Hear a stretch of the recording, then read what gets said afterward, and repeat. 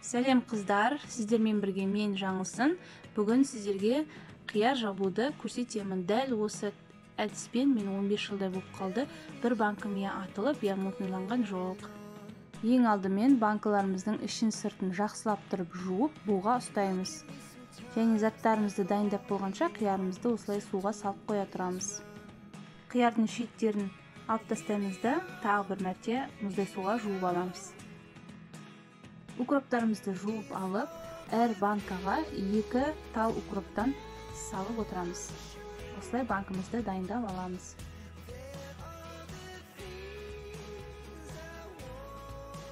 Содан кейін дайындап қойған осылай чеснок, қызыл ащы бұрышымызды, лавровый листімізді және қара бұрышымызды саламыз.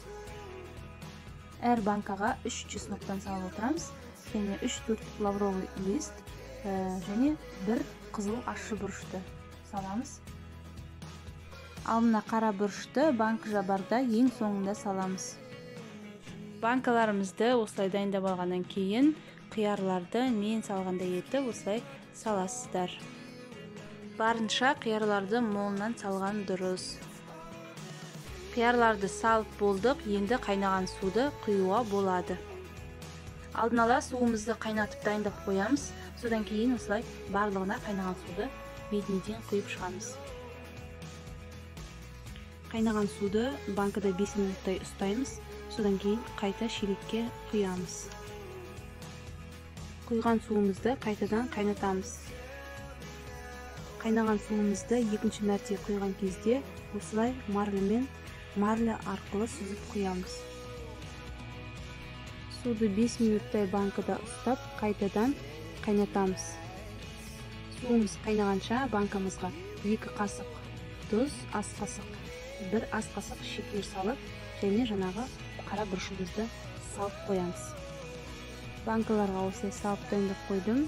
Екінші құйғандағыдай, үшіншісінде де марлы арқылы қайнаған суымызды құямыз. Ең соңында 1 ас қасық уксус құйып, осылай банкымызды жуамыз.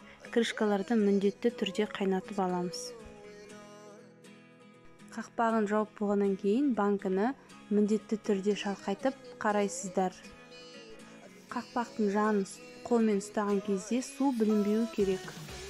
Егерде қолыңызда су білінсе, қайтадан жабыңыз.